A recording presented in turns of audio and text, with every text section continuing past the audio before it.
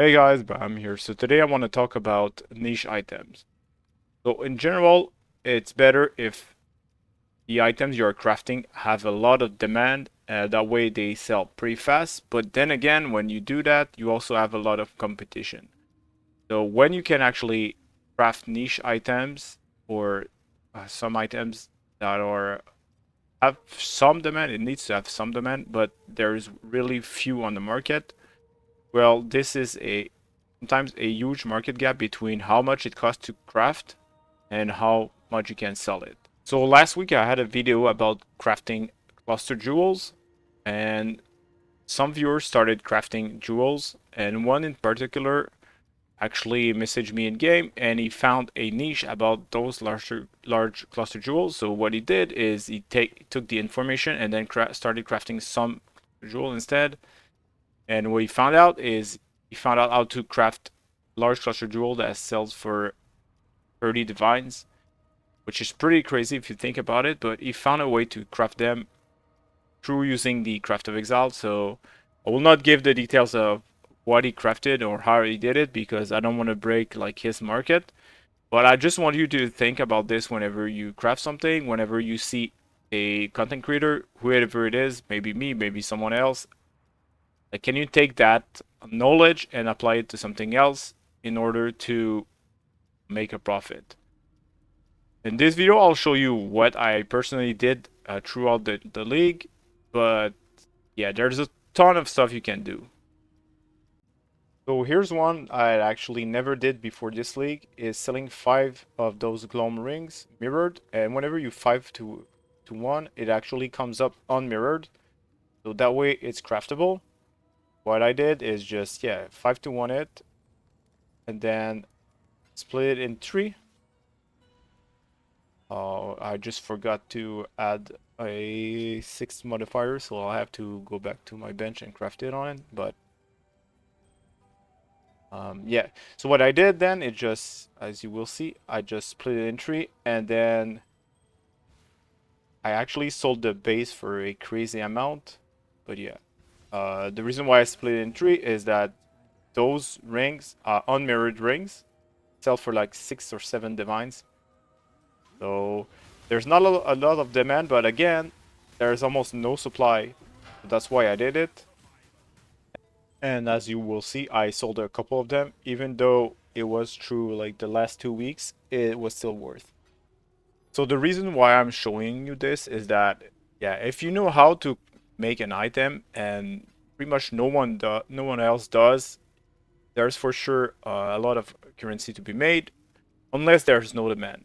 But for this, I just tried it out, and yeah, I noticed there were some people still messaging me for it. So yeah, so sometimes if you find something and it sells, and you're surprised how crazy it can sell, can you replicate it? It can be a great way to make currency.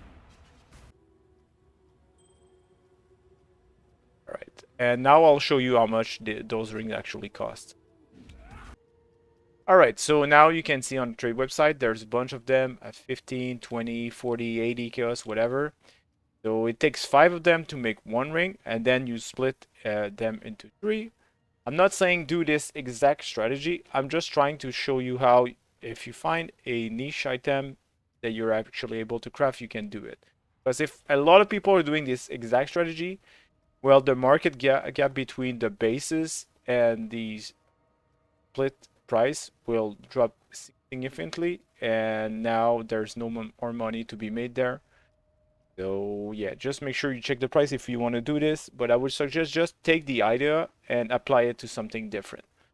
The reason why I'm sharing this is that I think that's a good example, but again, don't try to do this exact same strategy. So for example, I'll show you.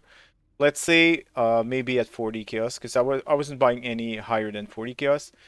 So let's say 40 chaos multiplied by 5, which is 200, right? So it cost me 200 chaos to make them, and then we split them through the bestiary. So let's say maybe a divine for it. So 365 chaos, and then we actually sold those for on average 6.5 divine. So 6.5 times 3, that's 19.5 divine minus the cost. Oh, the cost was like 365 divine, maybe 365 chaos, sorry. Maybe 2.5, not even 2.5 divine. So maybe let's see, minus 2.5 divines. Oops, sorry. Minus 2.5. That's 17. I don't know why he's not doing it, but yeah, that's 17. So 17 divine profit just from doing that. And I did it a couple of times, as I said. It it doesn't sell like all the time. It's not automatic. You have to wait, but it's still worth it. So as I said, don't do this exact technique, but try to find some stuff that you can craft easily and that you can repeat, where there's a huge market gap between how much it costs to craft and how much you sell it for. If you want to take it further, you can actually craft those bases, but I had no luck selling them. I actually crafted this. I thought it would sell for something decent. I didn't want to spend more currency into like locking the suffixes and then rerolling the prefixes, but this is something I could do. But yeah, I just tried selling it and it's been listing forever. Even if I don't sell the crafted ones, maybe it's too high priced too, I don't know. But even if I don't sell this, I actually already made my profit through selling just the bases. All right, now let's look into another item. So for example, the Anarchic Spirit Blade, which was a super meta in Settlers. In Phrecia, I don't know if it is as much, but if we just look at it, for a normal one, which has like item level 84 or 83 is the best for crafting, but you don't need to know all of that, but it's like 35 chaos, 40 chaos for a base, right? That one we don't take into account because it's synthesized, so it's kind of bricked. But if we look at it through, if it has Elder Influence, okay, that one is crafted though, so we'll just skip for the Elders because there are no bases with Elder. But if we check at Shaper Influence, 5 Divines. And then you think, wow, how can this be 5 Divines? It must be super rare, where technically it is because it cannot drop as is, so that item comes from a heist.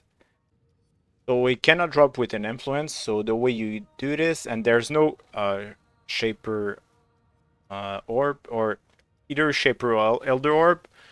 So the way you do it, I'll show you in game, is actually make sure it's rare, then apply any of the Warlord, Crusader, Redeemer, or Hunter Exalted Orb and apply it, and then it has an influence.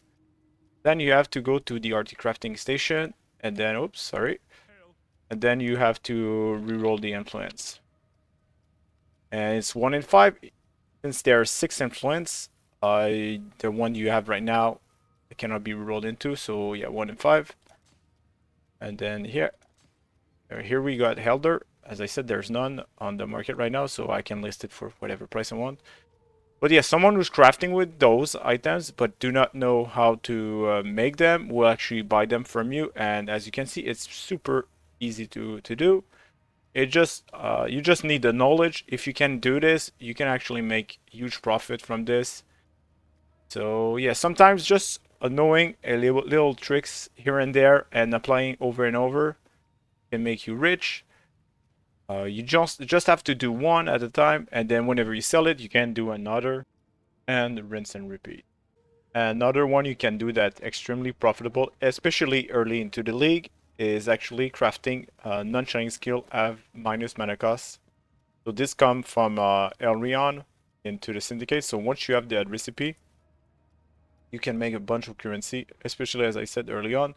If we look at the trade website right now, for a ring that has at least 50 dexterity and 50 chaos, it's like 20, 50 chaos or something like that. Sorry, I didn't put in ring.